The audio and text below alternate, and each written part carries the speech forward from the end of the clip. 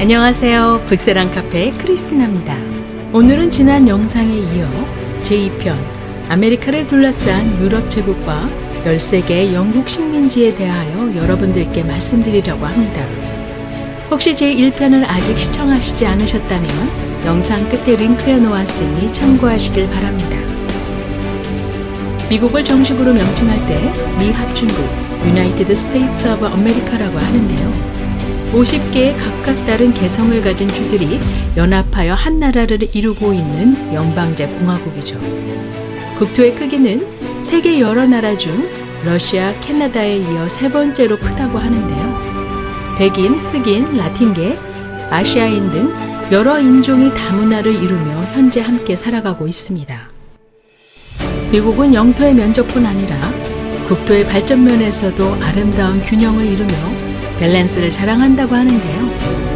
미국이 이와 같이 전 세계에서 경제면이나 군사면에서 초강대국으로 우뚝 설 수 있었던 것은 짧은 역사 속에서도 많은 일을 겪으면서 만들어낸 결과물이라고 생각되어지는데요. 자, 그럼 지금부터 아메리카를 둘러싼 유럽 제국과 13개의 영국 식민지, 그 이야기를 시작해 보도록 하죠.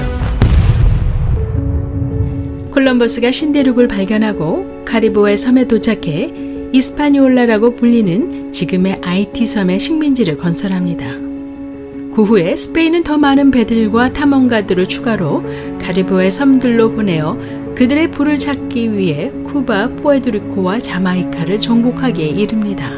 이제 아메리카 원주민들에게 스페인 사람들은 공포의 대상이었고요. 그들이 여태까지 생전에 전혀 보지 못했던 총기를 스페인 사람들은 사용하면서요. 수많은 아메리카 원주민들을 죽이거나 혹은 살려둔 사람들은 노예로 만들어버렸죠. 1510년까지 카리브해 섬들에 있는 금이 거의 다 채굴이 되어 바닥이 나자 스페인 사람들은 농업으로 방향을 전환해서요. 스페인으로부터 들여온 소와 말들을 길러가며 본격적으로 농장을 운영하기 시작합니다. 그들은 농장에서 주로 상품으로 뛰어난 가치가 있는 설탕, 모카와 기타 작물들을 수확하였는데요. 이곳에 아메리카 원주민들을 투입해 농장에서 노동을 시켰고요. 더 많은 일꾼들이 필요해지자 급기야 아프리카인들을 노예로 만들어 자신들이 정복한 섬들로 데려오기 시작했죠. 이뿐만 아니라 수백 명의 아메리카 원주민들을 배에 싣고 스페인으로 데려와 노예로 팔아넘기기까지 했습니다. 한편 스페인은요, 멕시코의 아스텍과 페루의 잉카 정복으로부터 거두어들인 부를 스페인 육군과 해군을 확장하는 데 사용하면서요, 유럽 내에서 가장 강력한 힘을 갖춘 나라로 보상하게 되었고요. 다른 유럽 국가들의 간섭을 거의 받지 않게 되죠. 프랑스 탐험가 자크 카르티에는요, 1534년 캐나다 동부에 도착합니다. 그리고는 자신 스스로가 도착한 곳을 공식적으로 프랑스 땅이라고 주장하기에 이르는데요. 그는 첫 번째와 두 번째 항해에서도 그가 약속한 아시아로 가는 새로운 경로와 은과 금을 발견하지 못하자 결과적으로 북아메리카에서 얻어진 그의 성취는 그다지 프랑스 왕의 관심을 끌지 못했죠. 사실 프랑스는 1500년대 중반까지 유럽 내에서 전쟁들을 치르면서 골머리를 앓고 있었는데요. 그러한 이유로 새로운 땅을 탐험하는 데 물질이나 에너지 면에서 지원해줄 여력이 없었습니다. 하지만 1589년 전쟁이 끝나자 프랑스 군주는 세인트 로렌스 강을 따라 카르티에가 나름 프랑스의 땅이라고 정해놓은 곳을 좀 더 자세히 살펴보기 시작합니다. 한편 카르티에는요, 프랑스에서 모피를 생산하는 회사들의 한 단체에 북아메리카 북부에는 모피를 만들기에 좋은 털 많은 동물들이 많이 서식하고 있다고 보고하는데요. 그러자 이 회사들은 돈을 들여 프랑스인들이 아메리카에 정착하기 위한 첫 시도를 하는데 지원하기 시작합니다. 1608년 샤무엘 드 샹플랭은요, 캐나다 세인트 로렌스 강 입구 근처에 첫 번째로 프랑스인들의 영구적인 정착지가 될 케벡을 건설하는데요. 그는 아메리카 원주민과의 평화적 관계를 유지하는 것이 중요하다는 것을 인식하게 됩니다. 그래서 먼저 그는 프랑스 젊은이들을 원주민들에게 보내어 그들의 언어와 전통을 배우게 했고요. 아메리카 원주민의 문화를 송두리째 바꿔버리려고 했던 스페인 사람들과는 달리 프랑스인들은 그들의 방식을 있는 그대로 받아들이려고 노력했기에요. 몇몇 아메리카 원주민 부족들과 프랑스는 돈독한 동맹 관계를 유지할 수 있었죠. 1682년에 이르러서 로베르 드 라살이라는 사람은요, 미시시피강 입구에 도착하기에 이르는데요. 그는 그와 같이 간 사람들과 함께 미시시피 골짜기 유역의 모든 대지는 프랑스를 위한 것이라고 선언하며 돌기둥 하나를 세웁니다. 그리고는 프랑스 루이 14세를 위한 속국으로 주장하면서요, 왕의 이름을 따 루이지애나라고 이름을 붙이죠. 1600년대까지 유럽인들의 희망이었던 북서북길을 통해 아시아로 가기 위한 경로를 찾는 것이 점점 희미해지면서요, 네덜란드 상인들은 유럽을 끼고 북극해를 통해 북동부 방향으로 가면 아시아에 도착할 수 있지 않을까라는 의문을 갖기 시작합니다. 1609년 네덜란드 항해자들은 배 한 척을 가지고 경로를 찾기 위해 시도해 보는데요. 북극해에서 얼음이 녹기까지 한 달을 기다리는 동안 영국 항해자 선장 헨리 허드슨은요, 배를 다시 돌려 대서양 서쪽으로 항해할 것을 결정하기에 이르죠.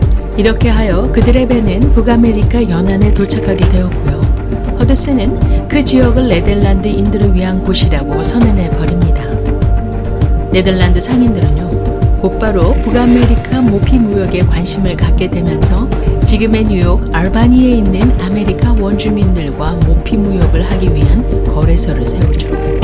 또한 맨하탄 섬에 뉴 암스테르담을 만들고 그곳에 정착하기 시작합니다. 결국 뉴 네덜란드라고 불리는 네덜란드 식민지는요, 지금의 뉴욕, 뉴저지, 커넥티컷 그리고 델라웨어 등으로 펼쳐집니다. 1630년대 스웨덴도 북아메리카로 사람들을 보내기 시작해서요, 뉴 네덜란드의 남쪽 델라웨어에 뉴 스웨덴이라고 부르는 지역에 정착하죠. 하지만 뉴 스웨덴은 뉴 네덜란드의 네덜란드인들과 소소하게 문제를 일으키는데요. 네덜란드인들은 모피 무역을 다른 유럽 나라인들과 경쟁하는 것을 원치 않았습니다. 분쟁은 곧 두 그룹 간에 일어나게 되죠. 영국은 그들의 첫 아메리카에서의 정착을 1607년에 하게 되는데요. 1500년대부터 아메리카 대륙 탐험을 시도해 보았지만 성공을 거두지 못했죠. 아메리카 대륙에서의 부의 가능성은 영국으로 하여금 주목을 끌게 만들었고요. 1600년까지 스페인은 서북부 아메리카, 지금의 플로리다, 사우스 아메리카, 카리브해 식민지 등에서 금과 은을 얻는 행운을 갖게 됩니다. 한편 영국의 국왕 제임스 1세는요, 당시에 아메리카로 배들과 공급물자들을 보낼 만한 여유조차 없었죠. 또한 영국 귀족들은 그들의 개인의 부를 위해 위험을 감수하고 싶은 마음조차 없었습니다. 하지만 영국의 상인들은 달랐는데요. 그들은 새로운 대륙에서의 부를 서로 나누어 가지기를 열망하고 있었죠. 1606년 런던과 프리머스 도시의 상인들은요, 아메리카 대륙의 식민지를 시작하는 데 필요한 비용을 나누는 한 새로운 방법을 고안하게 됩니다. 우선 상인들은 프리머스 버지니아 회사와 런던 버지니아 회사를 각각 설립하고 나서는요, 주식회사 형태의 회사를 만들어 투자자들에게 주식을 팔았죠. 영국의 국왕 제임스 1세로부터 정식으로 런던 회사는요, 아메리카 일정 지역 내에서의 정착과 무역을 하게 하는 문서인 차터라는 측허장을 허락받았고요. 지금의 노스캐롤라이나와 포토맥 강 지역에 버지니아라고 이름을 붙이며 정착하게 됩니다. 런던 회사가 보낸 세 척의 배는 1607년 체서피크만을 거쳐 나중에 왕의 이름을 따서 붙인 제임스 강에 도착했고요. 그들은 정착촌을 만들어 제임스 타운이라 이름을 붙였죠. 하지만 늪지대와 모기로 가득했던 그곳은 마실 물조차 부족했고요. 아쉽게도 많은 식민지 개척자들은 말라리아와 장티푸스로 목숨을 잃게 됩니다. 또 한 가지의 제임스 타운에서의 심각한 문제점은요, 식민지 개척자 대부분이 영국의 부유한 가문의 신사들이었고요. 황무지에 대해 전혀 아는 바가 없었죠. 그들은 전혀 일을 해본 경험도 없었고요. 나무를 베어 집을 짓는다든지 농작물을 재배할 수 있는 실질적인 기술을 갖추고 있지 않으면서도 오로지 금과 모험을 향해서만 아메리카 대륙에 왔습니다. 1607년 그 이듬해에는요, 식민지 개척자들 144명 중 오직 38명만이 생존하게 되죠. 영국의 아메리카 식민지에서 대부분 사람들에게 가져다 준 새 출발의 희망은 다른 사람들에게는 다른 의미를 가지고 있었는데요. 어떤 무리의 사람들은 금이나 이익을 쫓아 아메리카 대륙에 오지 않았고요. 오직 자신들의 종교적 믿음의 자유를 향해 온 사람들도 있었습니다. 영국은 1534년 이후 프로테스탄트 국가로서 헨리 8세 때 로마 가톨릭으로부터 나와 영국 성공회를 만들었고요. 성공회는 로마 가톨릭의 영향으로부터 정화되길 원했습니다. 청교도인들이라고 알려져 있는 대부분의 사람들은 성공회에 남았고요. 그 안에서 변화를 꾀했는데요. 하지만 한 소수의 청교도인들은 성공회를 매우 강하게 반대하여 그곳에서 예배를 드리지 않았습니다. 그들은 성공회로부터 분리되어 나와 따로 예배를 드리게 되는데요. 이 행위는 영국 정부를 분노하게 만들었고요.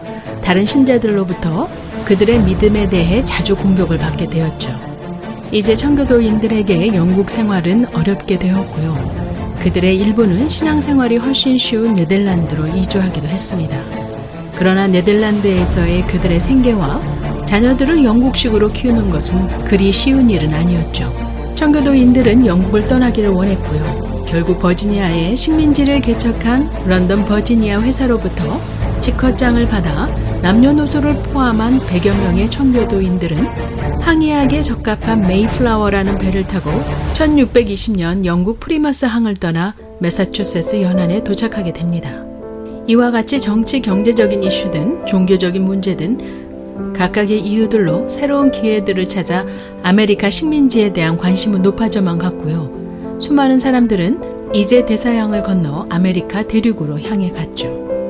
영국은 1607년 버지니아 식민지를 시작으로 1732년에 조지아 식민지에 이르기까지 100년에 걸쳐 북아메리카 동쪽에 총 13개의 식민지를 조성합니다. 또한 13개의 식민지의 경제적 특징은 북부와 남부가 매우 달랐고요. 북부 식민지인 프리머스, 매사추세츠, 뉴 잉글랜드 식민지에서는 청교도가 많았고요. 버지니아, 사우스캐롤라이나 등 남부 식민지에서는요, 플란테이션이라고 하는 대규모 농업이 발달하게 되죠. 영국이 조성한 13개의 식민지들을 나열하자면요. 뉴햄프셔, 매사추세츠, 로드아일랜드, 커네티컷, 뉴욕, 뉴저지, 펜실베니아, 델라웨어, 메릴랜드, 버지니아, 노스캐롤라이나, 사우스캐롤라이나, 조지아 등인데요. 그들의 생활상은 어떠했으며 대영 제국으로부터 독립하여 미 합중국이라는 나라를 어떻게 건국하게 되었는지에 대해서는 제3편을 통해 여러분들께 말씀드리려고 합니다. 오늘의 영상을 끝까지 시청해 주신 것을 감사드리면서요. 구독, 좋아요 잊지 마시고요. 그럼 다음 영상에서 뵐 때까지 안녕히 계세요.